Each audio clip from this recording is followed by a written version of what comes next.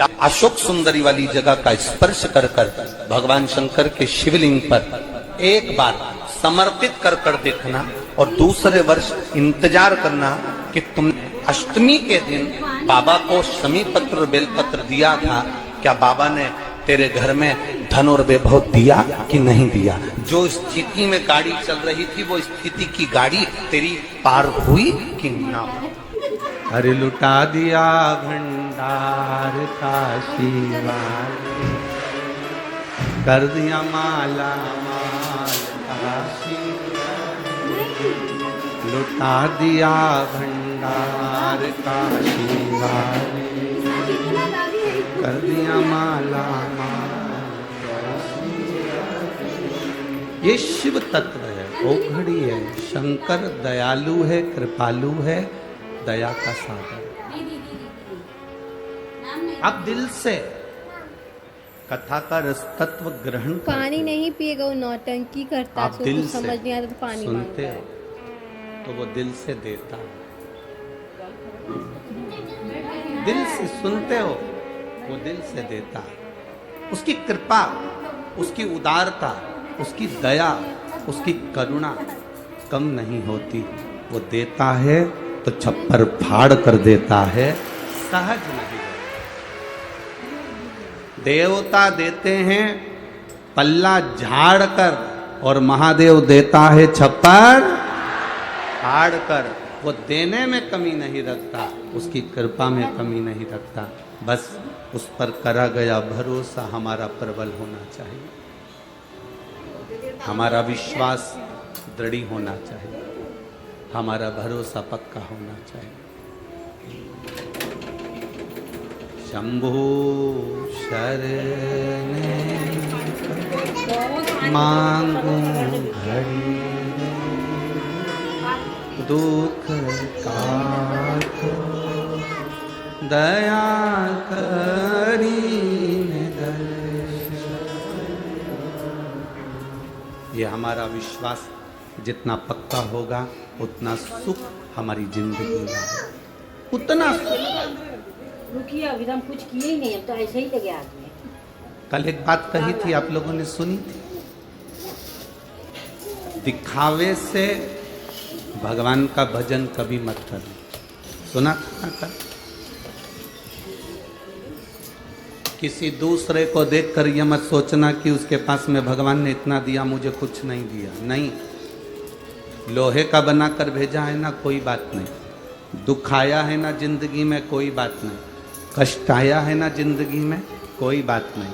तकलीफ आई है ना जिंदगी में, कोई बात नहीं। बाबा से बस इतना विचार रखना कि लोहे का बनाकर भी भेज दिया तो पारस मणि रूपी शिव पुराण उसने देकर भेजी है। इसका स्पर्श करते रहना, इसका स्मरण करते रहना। संतों का सानिध्य, भगवंतों का सानिध्य, सत्संग, कथा सुनते।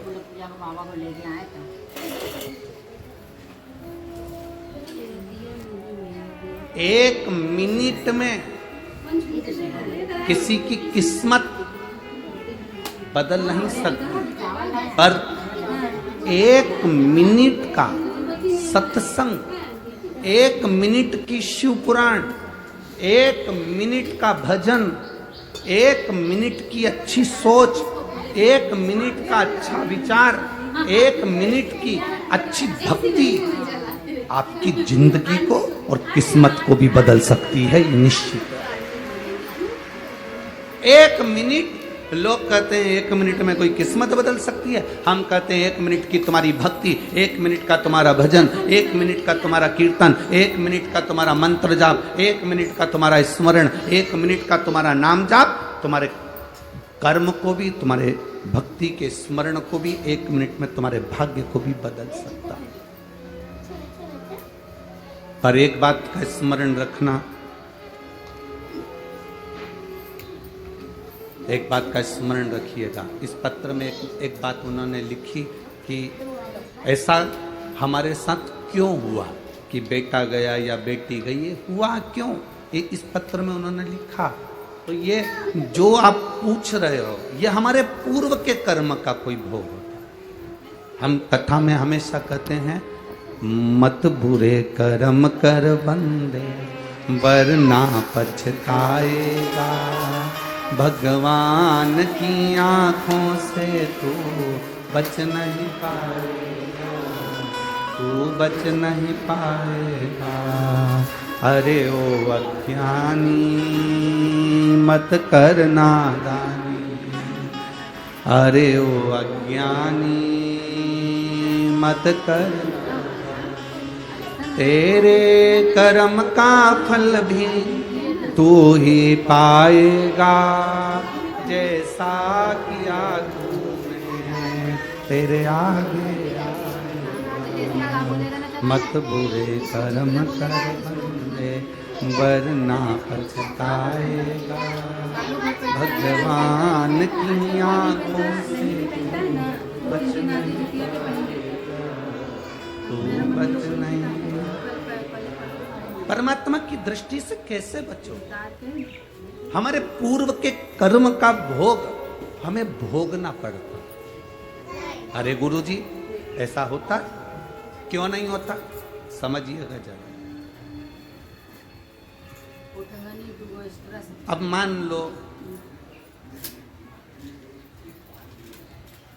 समझ लो कि यहाँ पर कथा में यहाँ बहुत सारे लोग आए।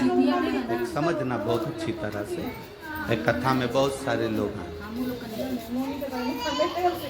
और कोई मान लो वो दादा जो चश्मे वाले बैठे हैं डब्बे से टिक के सफेद कलर का कपड़ा पहनकर, हाँ हम इन्हीं की कह रहे हैं, इनको भी टीवी पे दिखा रहे हैं। मान लो ये दादा चश्मा पहनकर और सफेद कपड़ा, अब समझना है, सफेद कपड़ा पहनकर बैठे हैं, ठीक है? सब देश का अलग समझ लो जरा, ये सफेद कपड़ा पहनकर बैठे और हमने इनसे कहा दादाजी, अब हम इनसे कहें जरा समझना कि दादाजी हमको थोड़ा सा धन की जरूरत है, तुम हमको 10,000 रुपये दे सकते? दादाजी ने कहा हाँ महाराज जी हम 10,000 रुपये तुमको, तुम लौटाओगे कब? हमने कहा दादाजी हम तुमको कल दे देंगे, ठीक है? जरा समझना बहुत अच्छे से। दादाजी ने हमको 10,000 रुपये दिए और हमने ले लिए। अब दादाजी कल आज सफेद शर्ट पहन कर आए हैं, कल लाइनिंग वाली नीली शर्ट पहन कर आए, ठीक है? अब दादाजी हमारे पास आकर बोले महाराज, हमने कहा बोलो, 10,000 रुपये। हमने कहा तुमसे तो लिए ही नहीं थे, जिससे लिए थे वो तो कल कथा में कौन सी शर्ट पहना था? सफेद पहना था, और तुम तो नीली शर्ट पहने हो, लाइनिंग वाली पहने हो, तो हम आपको तो पहचानते नहीं। नहीं नहीं महाराज, कपड़े से क्या होता है? हूं तो मैं, कपड़े से कुछ होता है क्या?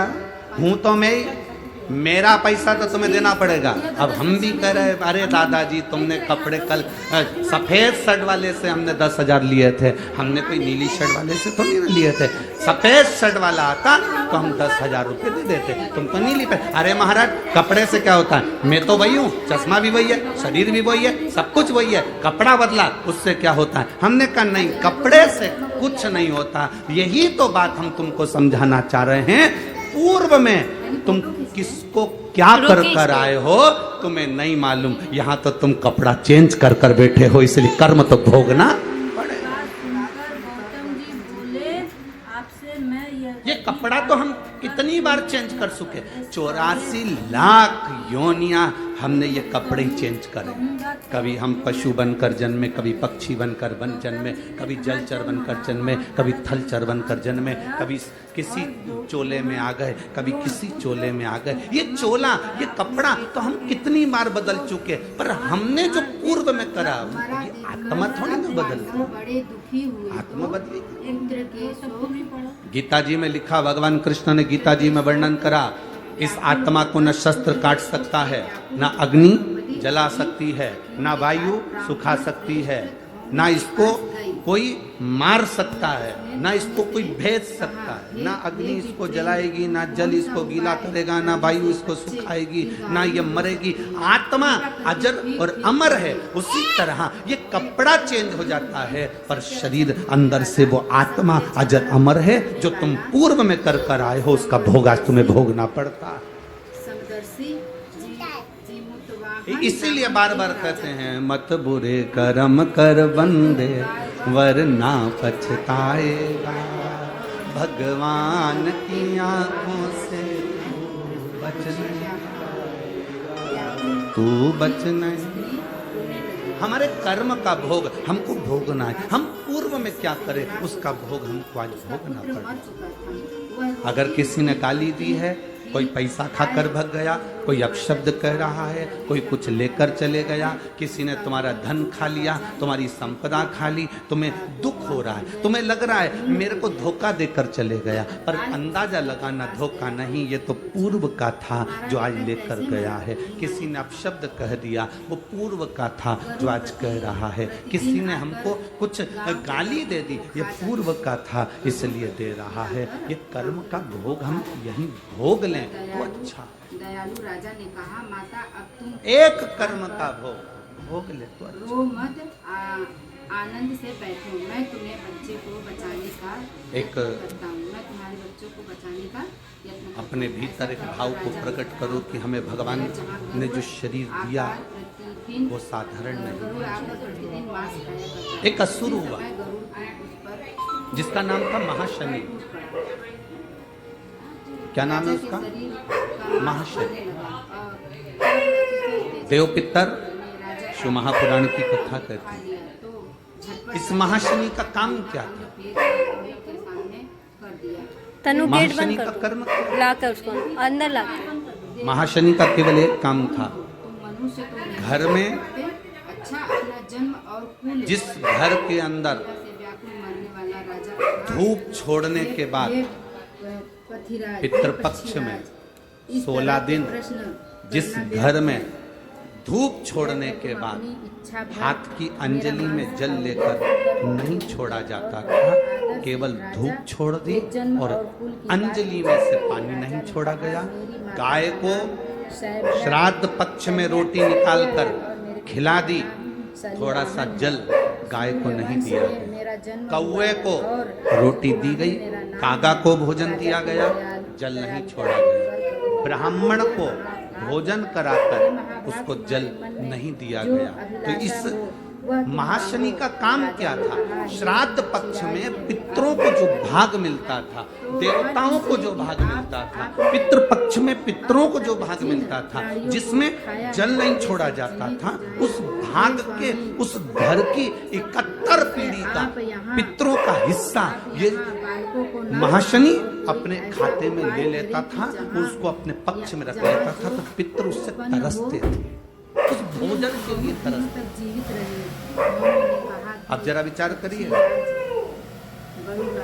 वैसे तो आप लोग सब समझदार हैं, वैसे तो आप लोग सब अगर धूप छोड़ते होंगे तो जल जरूर छोड़ते होंगे। बोलो सही है, देते हो ना जल? अगर अग्नि में तुमने थोड़ा सा भाग दिया है तो वहाँ पानी का छोड़ना जरूर, जल का छोड़ना। जल नहीं छोड़ा तो वो भाग महाशनि के खाते में चले जाता। जल नहीं छोड़ा तो वो भाग महाशनि के पास पहुंच जाता, महाशनि के खाते। अब महाशनि उस भाग को एकाग्रित करता गया, करता गया, करता गया, करता गया। जब उसने बहुत सारा भाग एकाग्रित कर लिया, तब उसने देवताओं पर आक्रमण कर दिया। एक और वरदान जब महाशनि के पास में जब बहुत सारा भाग आ गया तो उसने आक्रमण कर दिया। आक्रमण करा, जैसे आक्रमण किया तो देवलोक पर अपना कब्जा जमाने लगा, इंद्रलोक पर अपना कब्जा जमाने लगा। महाशनि ने आक्रमण करते करते करते करते सब जगह अपना कब्जा जमाया। महाशनि का काम क्या? वही त्रैलोक्य से पूजित दुर्गा अमृत महाशनि का कर्म क्या? करने के अर्थ में जीवित पुत्री का कहलाई है।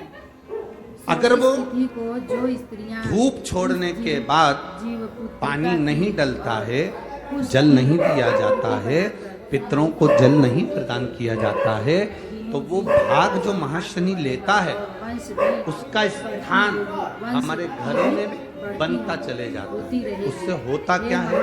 तो कहा गुरुजी, इस विषय में देव पितर शिव महापुराण की कथा कहती है, हे राजा, घर में अग्नि से रहित और मान लो 1 रुपया कमा कर लाया जा रहा है, व्रत करे। घर के अंदर यदि 1 रुपया आ रहा है तो सवाया खर्च हो रहा अष्टमी को व्रत करे है, घर में धन और नवमी दिख को नहीं पारण रहा। करे। यदि एक इस पर ध्यान जरा सा बर्तन रखा है, उसके पीछे घर में विवाद हो रहा है, तो समझ लो ये महाशनि का भाव प्रबल हुआ। का वरदान घर में बच्चे, एक बेटा बीमार हुआ, एक बच्चा बीमार हुआ, ठीक हुआ, दूसरा बच्चा बीमार हुआ, ठीक हुआ, तीसरा बच्चा बीमार हुआ, ठीक हुआ, छोटे बीमार होते होते बड़े बीमार होने लगे, एक बीमार पड़ रहा है, एक ठीक हो रहा है, समझ लो महाशनि का प्रभाव है। मतलब तुमने, तुम्हारे घर में अगर 4 बेटे हैं, 3 बेटे हैं, उन्होंने धूप तो छोड़ दी, पर किसी ना किसी ने जल देने से उसको जल प्रदान नहीं। अभिलाषित फल गाय को रोटी तो श्राद्ध पक्ष में दे दी, पर जल नहीं दिया गया। गाय को अगर रोटी देने जा रहे हो तो थोड़ा सा बाल्टी में पानी भर कर ले जाओ। अगर बाल्टी में भी पानी नहीं ले जा सकते, थोड़ा सा जल उसके मुख पर जरूर देना चाहिए कि वो जल का आचमन कर ले। कौवे को अगर भोजन दिया है, कागा को अगर भोजन दिया, थोड़ा सा जल का भाग भले कटोरी में भर कर ले जा, और छत पर थोड़ा सा भाग जल का छीटो, पर छीटना जरूर।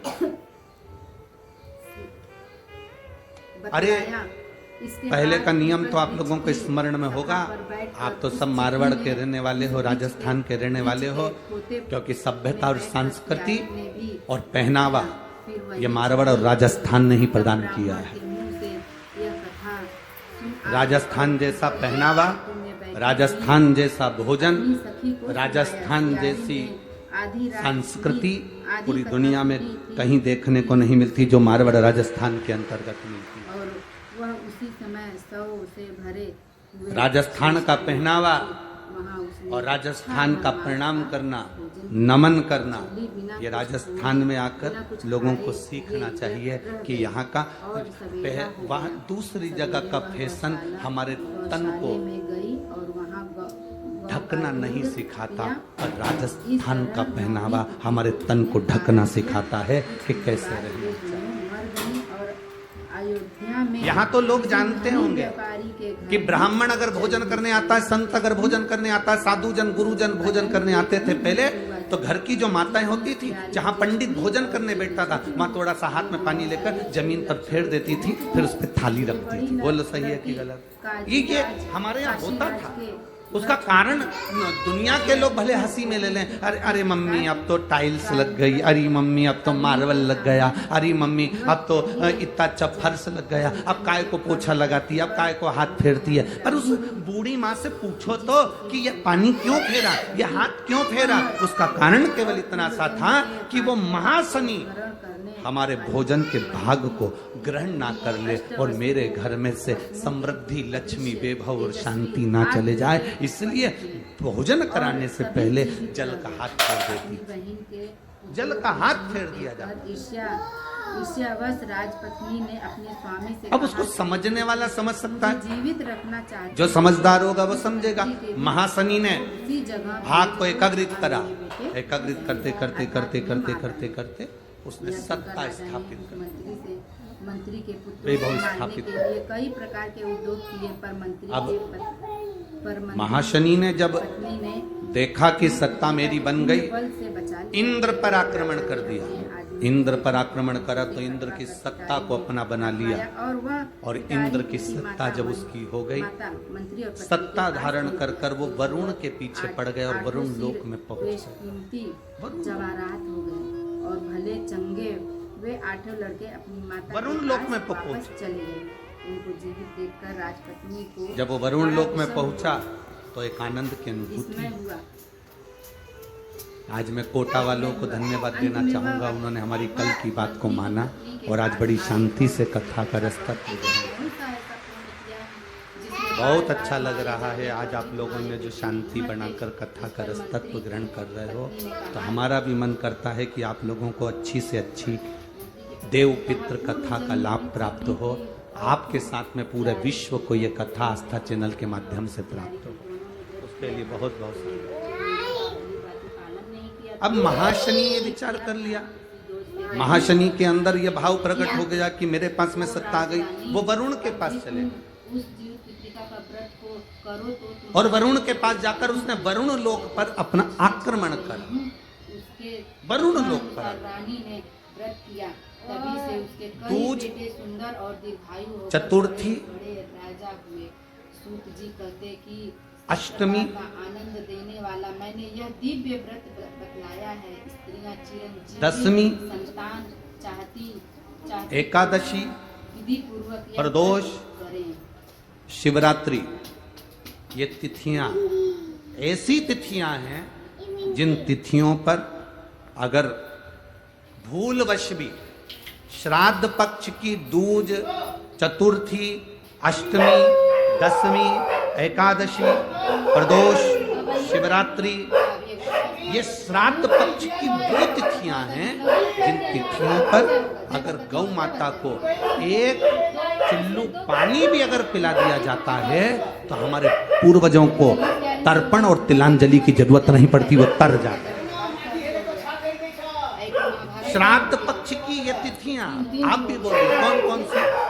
दूज, तीनों जुड़ल है एकदम। चतुर्थी, अष्टमी, आदमी बता रहा है ना, दशमी, एकादशी, प्रदोष और ये बहुत तिथियां हैं। अगर भूलवश भी अगर कोई गाय को पानी दे देता है, भूलवश भी हमारे घर में आए हुए किसी अतिथि को हम किसी को नहीं पहचानते, उस व्यक्ति को हमने अगर अपना पास में रखी हुई जल के पात्र में से भी अगर जल दे दिया होता है और उसने अपनी प्यास बुझा ली होती है तो हमारे पूर्वज, ये श्राद्ध पक्ष में इसका फल 1000 लाख गुना में, लाख गुना, सुखिया दुखिया 1000 लाख गुना इसका फल श्राद्ध पक्ष। दुखिया दुखिया वाला दुनू बहन मोबाइल में उसमें भी बताता है कि शाम को ही खा के मैंने एक जैसे हम लोग का होता पत्र है है, ना, देख। शाम को मैंने नहा के खाए, मतलब नहा के कुछ भी खाइए।